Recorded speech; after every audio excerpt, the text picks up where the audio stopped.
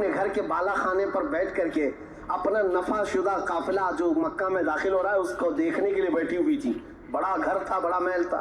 جب وہ اوپر سے نظارہ کر رہی تھی وہیں سے دیکھ کر کے وہ گرویدہ ہو گئی کہ اتنی دور سے دیکھ رہی تھی, قافلہ صاف نظر نہیں آ رہا تھا لیکن چہرہ محمد سب سے زیادہ چمکتا ہوا نظر آ رہا تھا. حضرت خدیجہ کہتی ہے میں نے چاند کو بھی اتنا تیزی سے چمکتے نہیں دیکھا جس طرح ملک شام سے یہ لوٹتا ہوا قافلہ محمد کا چمکتا ہوا چہرہ لے کر آ رہا تھا.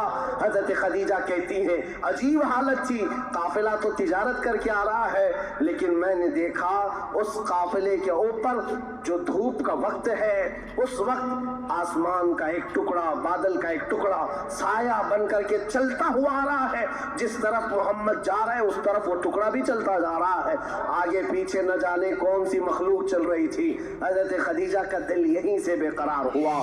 ملک شام سے تجارت کر کے واپس آنے کے بعد جبکہ حضرت خدیجہ کی 2 شادیاں آلریڈی ہو چکی تھی, انتقال ہو چکے ان کے شوہروں کے, 40 سال کی عمر ہو چکی تھی, شادی کرنے کا کوئی خیال نہیں تھا.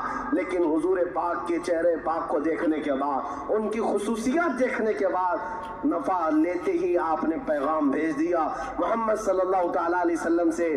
کہا کیا آپ مجھ سے نکاح کرنا چاہیں؟ وہ روح محمد صلی اللہ تعالیٰ علیہ وسلم کی گرویدہ خاتون, ان کا پیغام پہنچتے ہی رسول پاک صلی اللہ تعالیٰ علیہ وسلم نے خود سے قبول نہیں کیا, اپنے چچاؤں اور پھوپھیوں کے درمیان اس مسئلے کو رکھا. جناب ابو طالب تھے, سارے پھوپھیاں اور چچا بیٹھے, ان کے سامنے رکھا کہ حضرت خدیجہ کے پیغام نکاح آیا ہوا ہے. سارے لوگوں نے کہا تمہیں پتا ہے خدیجہ پورے مکہ میں طاہرہ کے نام سے جانی جاتی ہیں, سب سے پاکیزہ خاتون. عزت تو ایسی تھی کہ ادنا سے ادنا آدمی بھی اور اونچا سے اونچا آدمی بھی حضرت خدیجہ کی طرف چہرہ اٹھا کر نہیں دیکھتا. ان کی عزت بڑی تھی.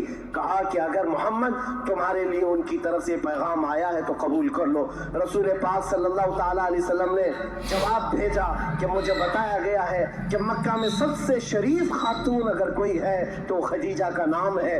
میرے عزیزو, خاتون شریف کیوں نہ ہوگی؟ اس لیے کہ جس کے پیٹ سے پیدا ہونے والی بیٹی فاطمۃ الزہرا ہو, سیدہ کائنات ہو, تو پھر ماں کا عالم کیا ہو سکتا ہے؟